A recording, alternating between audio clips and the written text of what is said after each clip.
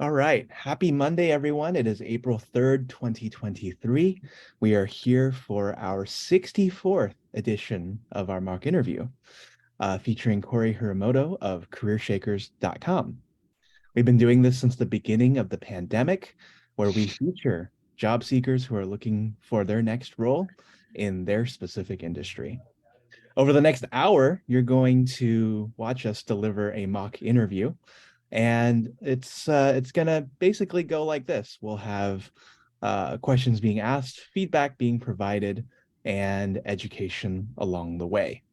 If you have any questions yourself, please feel free to drop them here in the Facebook chat or in the webinar chat, and we'll try and get to it.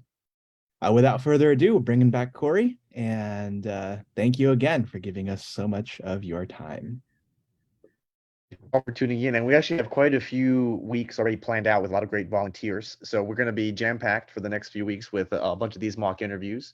And if you all want to get some additional practice, it's a very tough job market. And I always tell people your interviews are the most important part. Like your resume is a very small portion, but I think the most impactful thing you can do is practice and hone your skills on your interviewing, especially when there's not a lot of jobs and there's a huge amount of competition, because that's really how they're going to end up choosing who the finalist is. Basically all the time. So we highly encourage you to volunteer and put yourself out there. I know it can be a little scary, but I promise we don't bite, and it's only going to make you better. And everyone is really, really appreciative of you putting yourself out here and creating this learning opportunity for everyone. And so today we're going to be practicing for a customer service representative position at Broadridge. And Jasmine has been so nice to volunteer. And then I'm going to kick it over to her in a second. But for those of you who are interested in honing your interviewing skills or are just looking for other tips and tricks, Albert's List has a YouTube channel where typically a lot of the recordings will go up from the webinars and things and other mock interviews in the past. So you can check those out if there's other types of jobs that you're looking for. And then I also have my own YouTube channel. It's Career Shakers, all one word, just like you see below my name here. So we both have YouTube channels with career tips and things like that. So feel free to check out both of those. But Jasmine, why don't I kick it over to you so you can give the audience a quick little introduction on yourself, as well as some types of roles and jobs that you are looking for so the community can help you and say thank you. Okay, so I'm Jasmine Williams. I am a former teacher. I was in the education industry. I was teaching elementary school when COVID hit. Things got a little more challenging. So going back into the classroom, I kind of was facing a little bit of burnout, quite honestly. So I decided I wanted to transition careers. So I'm kind of extroverted and like more like interactions with people. So I'm looking more for a customer facing role. Yeah, so I have a lot of the majority of my experiences in teaching. I didn't list all my substitute teaching on my resume or anything, but that's where I was working. And then I'm currently have a job at Costco right now where I'm doing front end stuff, and some of that is marketing when they have me there. So facing those customer facing positions a bit.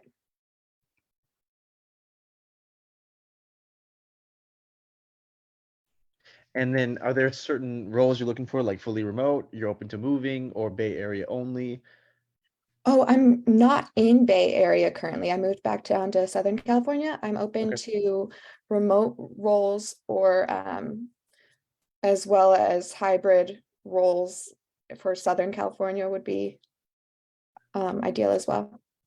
Okay. Yeah. So if anyone's got remote or hybrid roles in Southern California for any customer facing positions, customer service, client success, that those types of roles, please reach out to Jasmine. And her contact info will be up on the screen here today. All right, so now we're going to dive into the mock interview portion here. It's a client support representative position at a company called Broadridge. So that's what we're going to be practicing today. And typically, how this works is I'm going to be asking one interview question at a time, and then Jasmine will answer as if it's a real interview. So I will not give any hints unless she gets really, really stuck. We want to treat it kind of as a real interview situation. And then after each question, after she answers each question, then I will give feedback. But we wanted this to be interactive as well. So we have a chat function. Feel free to throw in any questions you have for me, or questions for Jasmine, or other questions you want us to practice. Maybe you got some tricky question in your last interview, and we will do our best to kind of advise you as best we can. We want to make sure everyone gets the full value here. So I'll be checking the chat every once in a while, so don't be shy. Jasmine, are you ready to get started? Absolutely. I look forward to it. Okay. So, why don't you tell me about yourself? I noticed you're doing a bit of a career transition or a career switch. So why don't you talk to me about your experience and what you feel is relevant for this customer success role?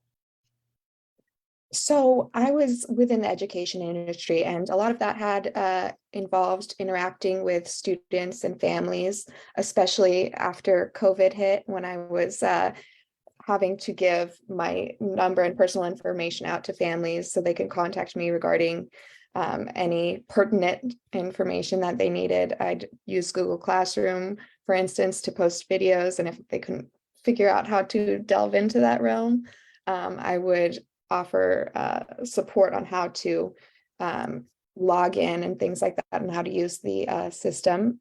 Yes, I'm in a career transition. I felt teaching was not the best fit for me, especially I needed something different, something with more adult interaction, I think is something I'm looking for. So I'm just trying to find a customer facing role in which I can excel. Um, yeah, you're muted.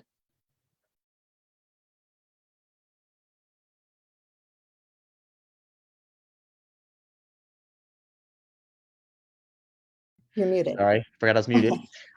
So what makes you feel like you are qualified for a client support representative position here at Broadridge?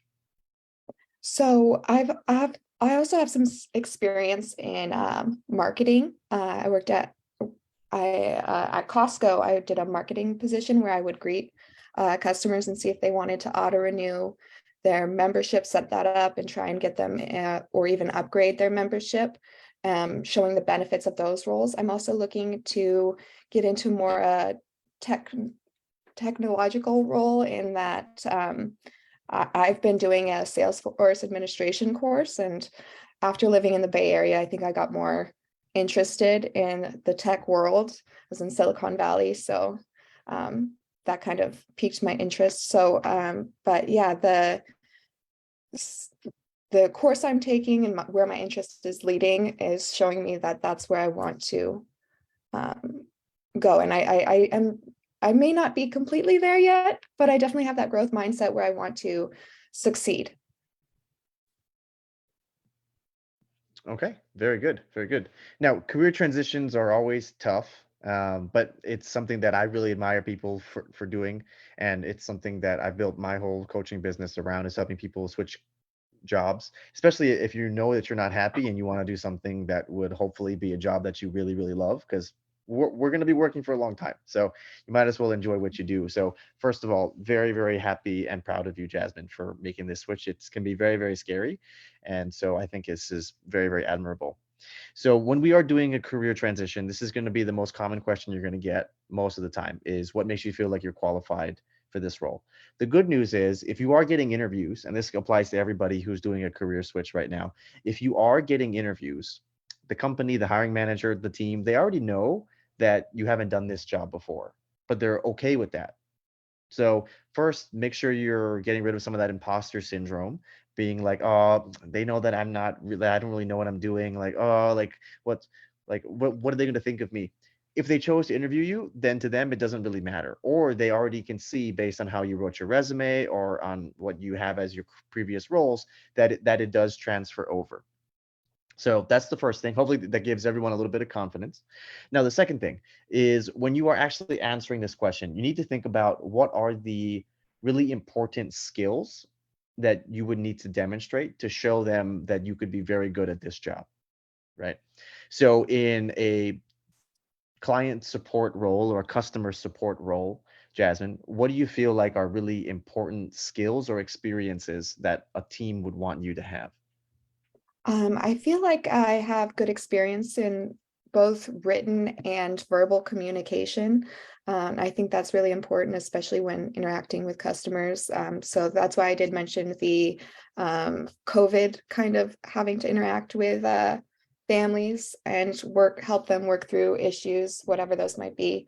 Even prior to COVID, there was a lot of, things working with families, those communication things. And yeah, so engaging people as well with the marketing and really my personality can tend to shine through with customers. I'm adaptable as well to different personalities, and I can change how I'm interacting based on what they're looking for.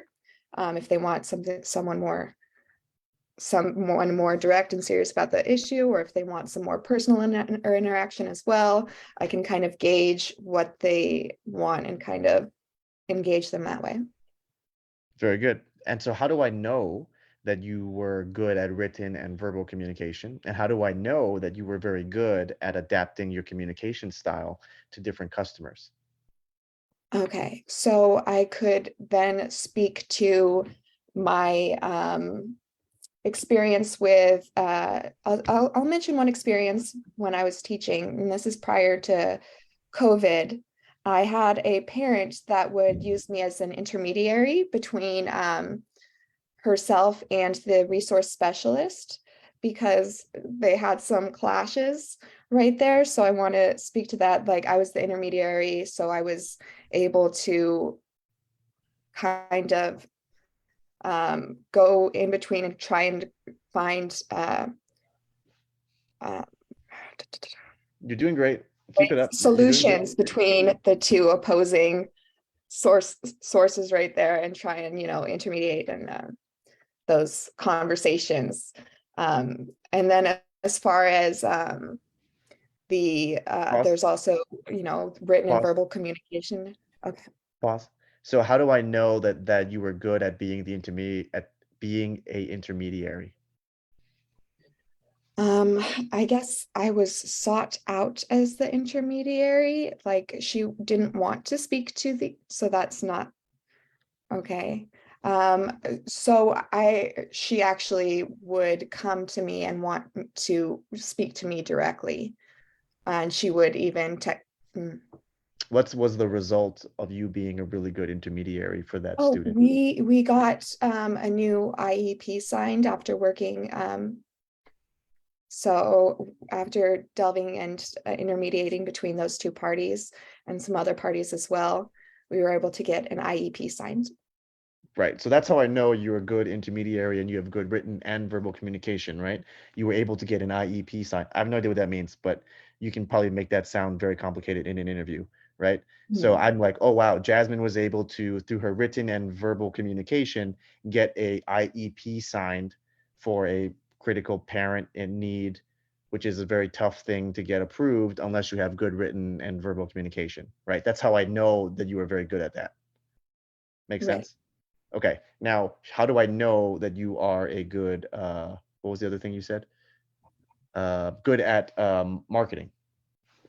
I could speak to my results at getting upgrades at Costco, for instance, upgrades and auto renewals. They put me out there because that was quite, I was getting a lot of people in because of my energy, and I was able to, How many um, people? I How do don't I know the know you exact were good? quantity because what? Yeah, how many people, right? There should be numbers behind this because that's how Okay, I would believe you, right? Because anyone okay, can say, "Oh, I was really good." I right. was selling people, they were definitely buying. Yeah. Hmm. Mhm. Okay, so there were some lulls, I will say, where fewer members were coming in. But I'd say I was normally checking a member's to see if a member qualified, um, drawing them in at least once every 10 minutes, getting a new customer to come to my little corner. So how many customers would you say you've converted? Mm, it de if they qualified, I had a 90% success rate, I would say. It's very good. So that's how I know that you are good at marketing and upselling, right? You had a 90% conversion rate, Mhm, right? And that's directly relevant to being in customer support, right? mhm, Okay. correct. So now you can draw all these connections for me as the interviewer as to why you're now really great at this job, right? Because for customer success, you need to have, or customer support, you need to have very good written and verbal communication, which I have as a teacher. I was able to get an IEP signed for one of my parents, which is a very difficult approval, whatever. And also, I combined that with, after I left teaching, I have taken both a sales and marketing position at Costco, where I was tasked with upselling and increasing the renewal rate for our members at Costco. And for those who are qualified, I had a 90% conversion rate. And you take both of these skills together, and that's why I believe I would be a fantastic client support representative, because both of these skills are basically what this job is all about. So whenever a customer calls to complain or has a issue, I will be able to troubleshoot, as well as make sure they have a great customer experience and see if there's any opportunities for upselling or renewals.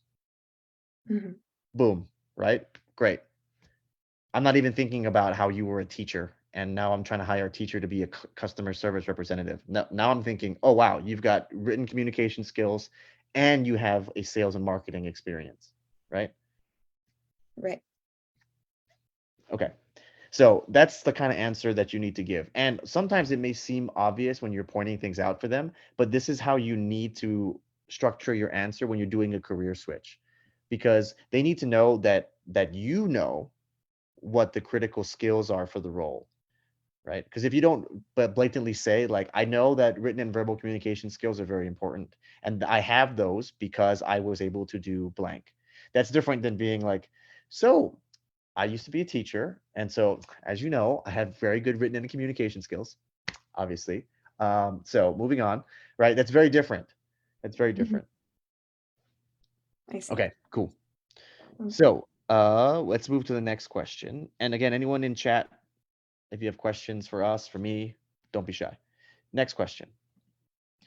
So, Jasmine, I looked at your resume and I can see that you actually had a very short stint at Tesla in your last role in June of 2022. Why did you leave that position and what have you been doing since? I actually moved from Northern California to Southern California, um, so to be closer to family. So, in doing so, I had to leave the Tesla position, unfortunately. And since then, I've taken a job at Costco where I'm working with members and in these client-facing roles to market and upsell. And it looks like you want to say something. Oh, okay. So since then, I've been in this Costco position where I'm doing a client-facing position and working with members to have them experience the best experience they can and have the best return on their membership as well by upselling their membership, seeing if they can get the more from their membership as well. Okay. Okay, very good. So for those of you who do have like kind of short stints at companies or you've switched companies quite frequently, be prepared for this type of question. So one thing that I liked is the overall honesty of things. Moving is, not your fault, and it's for family reasons. So you definitely can't be uh, punished for that, so they Mhm. say. And then you did a very good job of talking about your transferable skills, almost as if you strategically chose this position at Costco to set yourself up for this client support type of role, right? So those things I really, really like. One thing that I think is good is if you can point out any transferable skills that you were able to pick up and gain when you were a production associate at Tesla, and or talk about how you were a very good production associate at Tesla. right? So Mhm. that way I know it wasn't due to performance, like you were actually like crushing it, right? But you just had to go for your family. And then similarly, as you're talking about what you're doing now, make sure you also give me a sense of why you're so good at your job. And then you also want to be prepared for the question, okay, then why isn't that on your resume?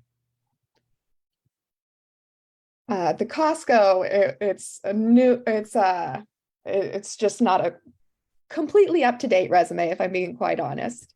Okay. That's why it's not on my resume. I do need to do some updates, I'm sure. Yeah.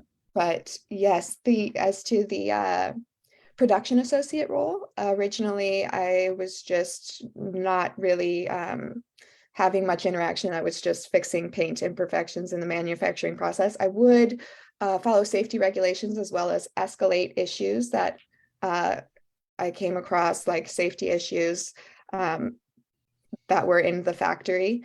And then eventually I was working on data entry on the line, where I would use their system to disclose, to put in all the defects that we were seeing on the vehicles. Okay. And how do I know you were very good at this? Um, I don't know. I didn't. I was able to identify all the defects. Um, okay. I actually don't know any quantifiable way to say that. Okay. Or like as you were escalating certain issues, right? Maybe you found something super important that they wouldn't have caught if it wasn't for you, right? Mhm. Is that that could be something? Or yeah, if you're catching like the most number of defects, that's obviously also a very good thing. If based on your production, you had one of the highest amounts of, whatever you were in charge of doing, with the lowest error rate, that would also be a nice way to show me that you have great, what's it called? Attention to detail, organization, and you're also a very productive, awesome employee. Mhm. So I would challenge you to think about, when you have time, not now, but later, when you have time, think about like potential numbers. And you can always guesstimate if you don't remember the exact amount, but do your best to kind of show people that you were really good at all your jobs, right? That's also one of the keys, is when you're doing a career switch, companies are more willing to quote unquote take a chance if they know that you were really good at your previous job, even though you didn't like it and you wanted to switch. That's a really big selling point, right? It's like, okay, I could take someone who's done this before, but they're like an average, they're like average at customer support, client support. Okay. Or I can take a bit of a chance, but I would be hiring Jasmine, who was like the best elementary school teacher, the best humanities teacher. She was the best production associate at Tesla while she was there. And she has a 90% conversion rate at Costco. Like, okay, I'll roll the dice, right? That seems pretty good. I'd rather take a high performer and then train her than take someone who's done this before, but is like, eh, probably average. Mhm. All right, cool. So Albert's got some questions, and then uh Lo or Lou? Lou has a question as well. Let's start with Albert's. What do you consider to be your greatest weakness and your greatest strength? Mhm. I would say that as this is like one of those questions that you should always be prepared for, and I'm woefully unprepared for answering my weakness. Because it's difficult to say, quite honestly. I guess um I take every situation as a learning opportunity. So if I don't meet expectations, I'm taking in feedback that I can get. And so if there's anything in where I'm not meeting expectations, I am great at implementing feedback and putting that into my action as to address and get better results. So that kind of addresses a weakness with a strength, I guess. But I didn't specify a weakness necessarily. Can you I can don't you know if can you that's specify helping. a strength? Oh, I'd say implementing feedback and communicating with individuals is a great strength of mine. Adapting to different personalities to get the conversion rates, for example, at Costco, and interacting with those clients. Okay. All right. So this is one of the most common interview questions. I have a video on how to properly answer this. I threw that in the chat if anyone wants it. But this is tricky, right? And I know it's different coming from like the education space into the business context. So it's a little bit different. And so you definitely want to have a strength and, well, I should say the strength. The strength should be related to the job. It should be something that's really important and is a good transferable skill to the role that you're applying for. So in this case, for the client support representative position, you know that it's customer service, sales slash marketing, and probably like product knowledge. Those are the most tangible, important skills to be a good customer service representative. And so that should be one of your strengths to me right off the bat, because I need to know you technically are qualified for this. And then, of course, as you did, give me an example that shows me that this is your strength, that where you've done this before, you've gotten great results. And then for the weakness, you're going to want to choose a weakness that is a true weakness, but is not super important for the job itself. And don't try and turn a weakness into a strength. They hate that as a Do part they? of like how you answer the question. So you're going to want to think of something that's like public speaking, right? Just, well, that probably wouldn't work. They wouldn't believe you because you were a teacher. So obviously you're probably pretty good at public speaking. So you'd have to pick something else, but you get the gist, right? Public speaking is not a critical part of being a client support representative, because you're never going to be speaking in front of a large audience. You'll be speaking one-on-one, having intimate conversations with customers. But Mhm. you could say, yeah, public speaking is a weakness, and what I'm doing to work on it is I signed up for Toastmasters, or I'm taking public speaking classes, or I'm trying to speak up more in meetings, or whatever. Now, you obviously can't use that because you were a teacher, and so they would never believe you that that's a weakness. So you have to pick something else that's not actually important for the job. I have before used the weakness as I have to rely on calendars quite heavily to address organization.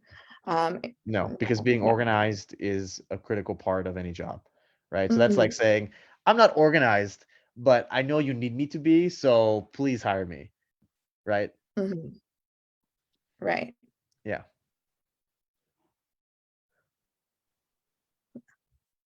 So yeah. So, but I mean, it is. I think I used it in one interview before, just because this is something I'm really working toward. Yeah. So I guess that was not the best course of action in that interview. And it's also not the best example to use because you also have to talk about how you're working on improving it, right? So what are you going to say to work on the fact that you have trouble with calendars? You're going to be like, and to work on this, I am using my calendar more, Mhm, right? They're going to be like, what? Huh? How do I know that you're getting better at using the calendar? Because you're using the calendar more, but you said that using the calendar was what you're not good at. So, mhm. No, right, it's not that I'm bad at using a calendar. It's that uh, I have to in order to remember appointments, I have to use the calendar. I can't be one of those people who's just like, oh, I have a meeting at this time. Like, there's those people who just yeah, it's probably not absolutely like the have it best one down. to share, right? It's like my weakness Right. is if I don't write it down, I don't remember. And to work on this, I'm writing things down, right? In an interview, Right. that it doesn't exactly scream to me that like, oh, okay, like she's very good at this, or oh, okay, like that's not a problem. Mhm. So if anyone in the chat can think of something that would be not super critical for the job, but a legitimate weakness, we'll circle back to it. Okay. Next question from Albert. This is a good one. So imagine that you're working here already. I've already hired you. Okay. And an existing customer with our company is getting irritated because they haven't received the services that they believe that they bought when they purchased from us. And now they have threatened to go to a competitor. How would you handle and diffuse this situation? I would try and get the most information I could from the customer and address their concerns. And if, for instance, if they did not purchase exactly what they thought, I'd try and say, oh, you actually bought a different package, but we have this available. You haven't bought that services. We'd like to make you happy. And if it continued to go poorly with this customer and they're still irritated, I could escalate this issue to a supervisor if need be, if I can't resolve the issue independently.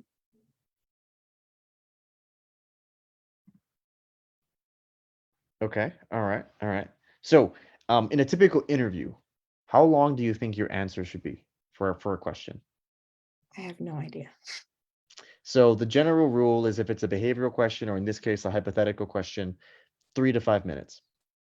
Okay, I did The not know reason why you want 3 to 5 is because it gives you enough time to kind of elaborate on some of your skills and show them that you have the experience or the qualifications needed to solve their problems or to do the job. But it's no longer than 5 minutes because you don't want to ramble, right? And like make this super long story because there's a lot of different ways that a client or customer conversation could go, right? So you don't want to keep rambling on and on and on. So that's why generally it's like 3 to 5 minutes. The exception to that is any question that's like, tell me about yourself. Those are like 1 to 2 minutes generally. But everything else is kind of 3 to 5 minutes is the general time frame you want to aim for. So right now you've got a very good solid foundation, right? The approach is correct. You should gather information from the customer, see if there's anything you can troubleshoot, try to make them happy, and then if you cannot, escalate. Mhm. So that general workflow is correct. But this is an interview, right? So how can we enhance this answer to show them that you have really good customer support experience? I can relate this back to the teaching experience I spoke of previously. No. No. So this is a hypothetical question, right? Because Oh, they yes. said, imagine we hired you here, right? And this situation happens. You don't want to go, well, this reminds me of a time where I was a teacher. You're right. You can use that information to guide me as to how you would solve it in this situation. But remember, you're not a teacher anymore. You're working here. Mhm. So how can you help and de-escalate the situation? Okay, so like my thought process was like going back to the parent where I did get the IEP signed, but it's a hypothetical. So could I still like go into specifics of how I worked with that parent, or it's just No, purely because I'm asking hypothetical? you, you're right, you're working here. You're not a teacher anymore. There's no parents, Okay. right? This is an angry customer. Mhm. So how are you going to diffuse the situation? How are you going to handle it? So first, you're going to gather information. What kind of information are you going to gather from them? I'm going to gather the information of what their issue is, as well as do any troubleshooting to see if there's a disconnect between what their understanding is and what our understanding of the issue is. Very And good. and then if there's a disconnect, I want to address the disconnect and see how we can how we can solve the issue and see if there's a way to solve the issue with the customer while maintaining a friendly disposition and engaging with them very politely and kind of monitoring that their responsiveness as well as to de-escalate any responses they may have. Then I'm going to see if there's anything I can do on my end to rectify the issue, address the issue, in that if there is something that they misunderstood about the products they were receiving, for instance, I would say, this is the package I think you were looking for. Let's switch that for you over to this package if you like. And maybe if there's like a difference in price, if the company policy is to offer some sort of difference or something there. And kind of follow company policies in that way. I don't know what exactly the company has in mind for when a customer is in that state. But yes, and then if there's something that if it's not something I can do, and this is something the customer is just not very, the request is something I cannot address, then I would escalate it to a supervisor or manager, someone above myself. Very good, very good. So you've now shown off that you understand that there are company policies that would impact certain decisions that you are allowed to make and how you can improve the customer experience. Because sometimes you have certain restrictions, right? You're handcuffed by the company policies. But it's good to know that you already know that. You've never worked in a client support representative position, but you know that, right? That's Mhm. awesome. Okay, now, so far you've talked to me about one specific scenario, right? You've talked to me and you walked me through the whole thing about what you would do if there was a disconnect, right? Mhm. Now, what's the other thing you need to walk me through? Okay, so if there's not a disconnect and this is just an issue, oh, or if there's a technological issue, for instance, let's talk about a technological issue. Maybe it's on our end where we had issues. There's some bugs that we need to work out.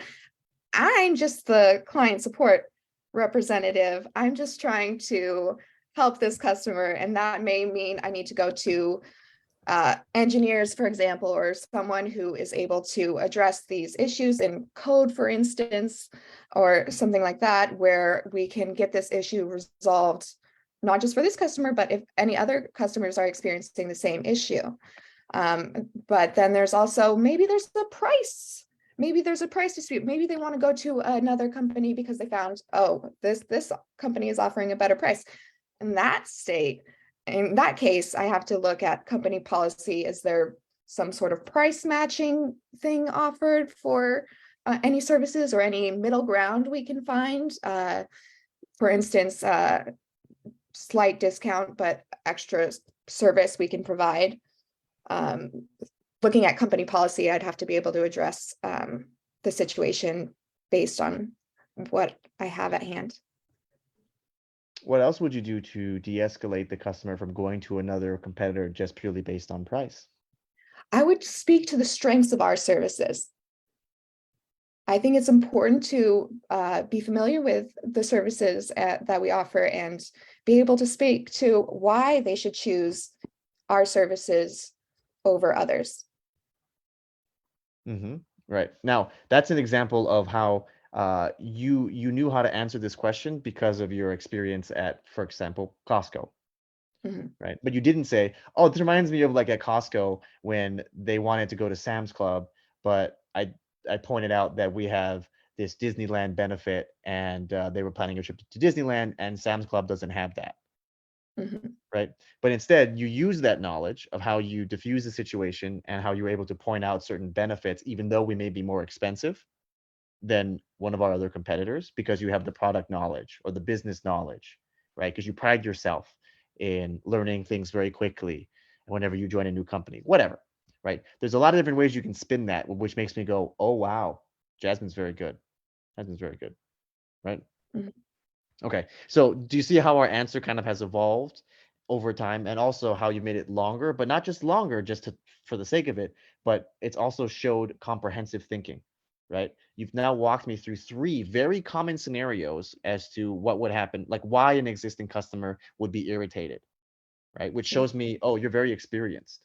And you've also showed me how you would solve each of these three problems, all in less than 5 minutes, Okay. right? Yes. Yes. Boom, I'd hire you. You've never done this job before, but clearly it sounds like you have, right? So I'd hire you. And so for those who are doing a career switch, this is why your answer needs to be a little bit longer and you need to understand the different scenarios and how you would solve these problems because that's what gives them the confidence that you can do this. Mhm. Okay. Very good. Very good. Lo or Lou, sorry if I'm not pronouncing that correctly. Um, I think you're asking in general, if you were switching industries or sectors, how would you answer interview questions like, why do you want to leave now? So this is a research-based question. So you're going to be thinking about, I mean, I don't know what industry you're in now, but then you would just compare and contrast what you are looking to get into. The most common one in the Bay Area is tech. People want to break into tech. You shouldn't say, oh, I want to break into tech because it's tech and because you guys pay well and because you guys have great benefits and because you guys get stock and I want stock. My friend is an engineer, he makes all this money, right? We don't care about any of that stuff. You need to be talking about how you've gained specific knowledge in your certain industry and how you plan to bring that into this new industry in tech, for example, and how you have transferable industry knowledge that would position you very well to better talk to customers or to work on products or to do new and innovative things. And that's what gets you really excited. And you also want to talk about how you've had a very good and successful career in your industry, but now you are looking to move into a different one because of X, Y, and Z. So that's kind of how you would handle that question. All right, cool. I like this. Yeah, okay. So let's do another version of the question, but this one's going to be behavioral. So this is going to be in your wheelhouse. Tell me about a time when you had a very angry customer and tell me how you solved their challenge or made them not angry. I had a customer one time, well, a member, because it was Costco, say we were doing auto renewals. They were already set up for auto renewals, and it was only new auto renewals on which I could give the merchandise that we were promoting to get more auto renewals. So I spoke to them calmly, very personably, just trying to mellow them out. I actually went on break when I heard later that they were asking specifically for me, but then I got the issue escalated to member services because they were unhappy that they were not receiving the little tumbler that they were really wanted. So it wasn't something I could do as in my role, but I could escalate the issue to member services to make that customer happy, see if they could get that merchandise that they were really wanting. Okay. All right. Do you feel this is the best example to use? Probably not, Why because not? it's a break thing. Because of Because what? yes, they were, because I mentioned they had, I was transitioned out during this interaction, and they asked for me later. Would that make it a poor, okay, What was the result? How did you fix this problem? escalating it. So does Yes. that show me that you're very good at solving customer issues if you escalate things that you cannot solve? No, it does not. Okay. In this particular thing, this particular scenario, it was not within my scope to make this customer happy. So I suppose there's other situations that would be better fit to answer this question. Mm-hmm. So I'm going to instead mention Very upgrading. good. I upgraded a member from the Gold Star membership to the executive membership, looking at the benefits and seeing that they could benefit from getting the executive membership. They had problems with the executive membership in the past, so I addressed these issues and let them know why this may have happened and that we can rectify these issues that you had in the past, or you were shopping less then, but now if you're shopping more here, you can actually get greater benefits and from upgrading to the executive membership. Very good. And so why were they angry? Oh, that they didn't see the benefit of having the executive membership. So they weren't like angry, but like kind of like annoyed more that like, why are you even asking me about this? So I was just remained very personable and was like, well, I'm just trying to make sure, our members are getting the most out of their membership. And I can check for you if you want to see if you would benefit from this. Even if you Very have not good. in the past, I can go based on your current spending habits and see if you would benefit in these ways. And there's also all these other benefits that you can experience as well. It's not just about getting you to spend more money. I do want you to benefit from this interaction. Actually, this is a very good example. Do you know why it's a very good example? Because I handled it. They were angry, but then I also upselled them. Yes. Yeah. Yes. Now that is powerful, right?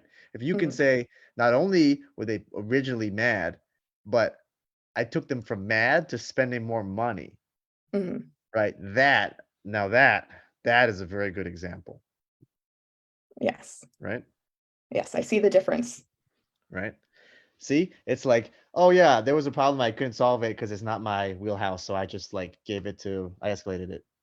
Mhm. Versus they were pissed. Turns out I got them to spend more money, Mhm. right? Who would you hire? The second person, Mhm. right? I don't even care Absolutely. that you've never done this job before, right? Like if an angry customer comes and you can sell them and make them spend more money, you're hired, obviously, Okay. right? That's super powerful. But now you're getting it, right? Answer selection is very important, and the story you want to tell is very important, right? Mhm. Cool. Okay, so we've got time for one more. Let me look at this job description one more time.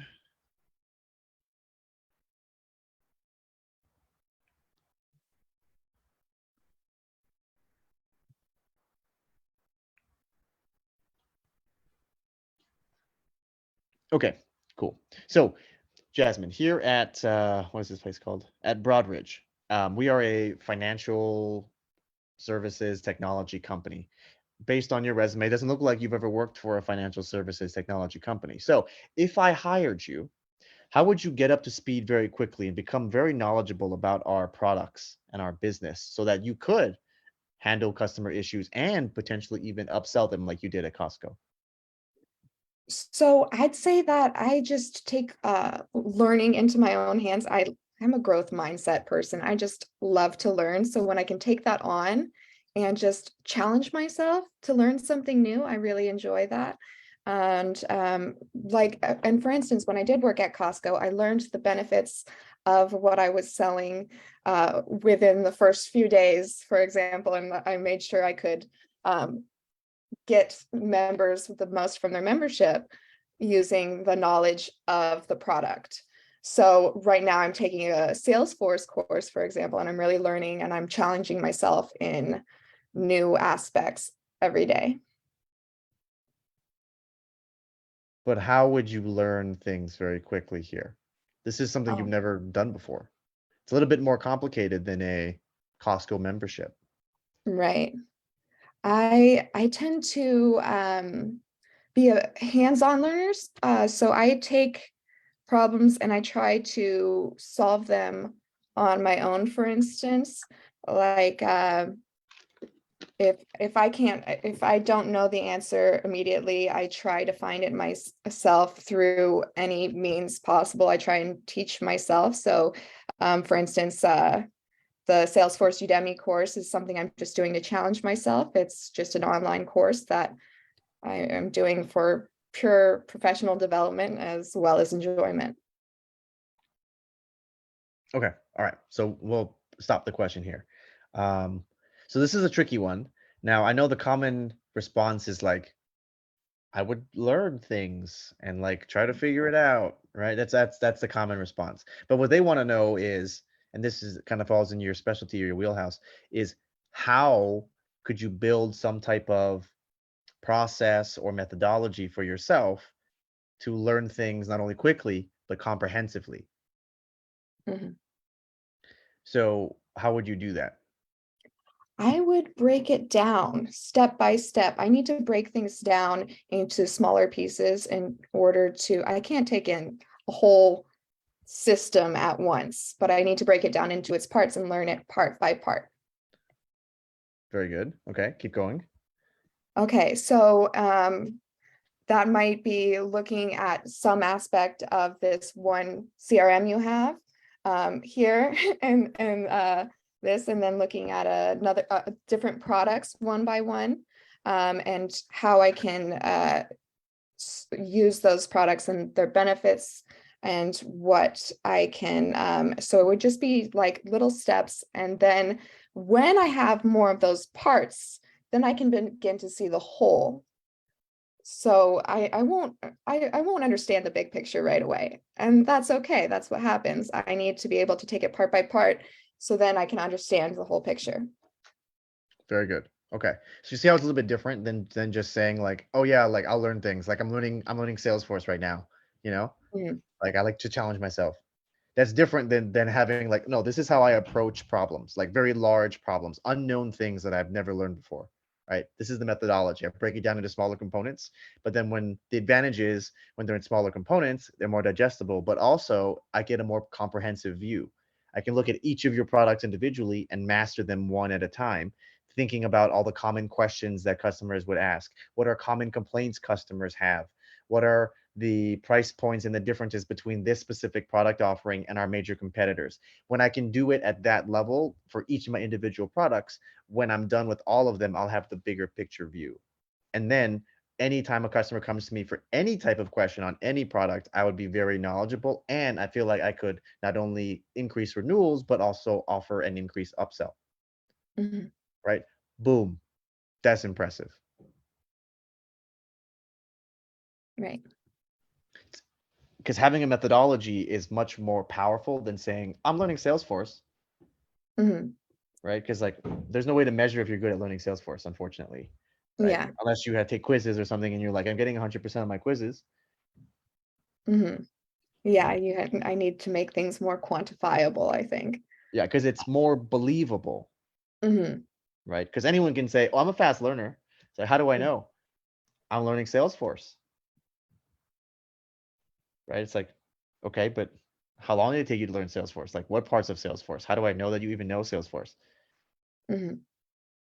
But this is, you were a teacher, so I'm sure you've got a certain methodology. And then the one thing I was listening for as well is the way that you can really stand out is you can say, because I was a teacher, if as I'm going through these learnings that you guys have already developed before I got here, if there's opportunities that I could see to make the information a lot more easier to digest, I'd love to also throw on my teaching hat and find ways to apply my teaching concepts so that not only I, but any new team members that come after me can develop a very strong sense of the product.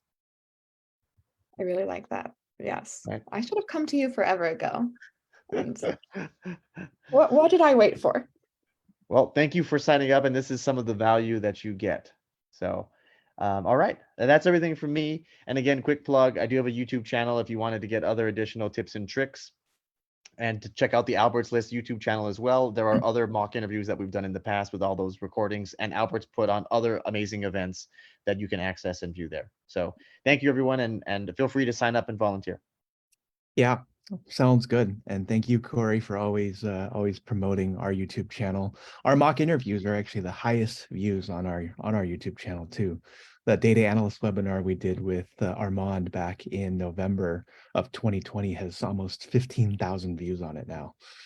And yeah, with also that said, Jasmine, thank you for coming and spending some time with us today. You're welcome to come back in a few months if you feel like you want more practice. I think you were just mentioning why you hadn't talked to Cory earlier, and I'm always of the philosophy that you're at where you're exactly supposed to be anytime you are in your life. So I have confidence in seeing you grow here in the last 57 minutes and think that you're going to be able to be successful.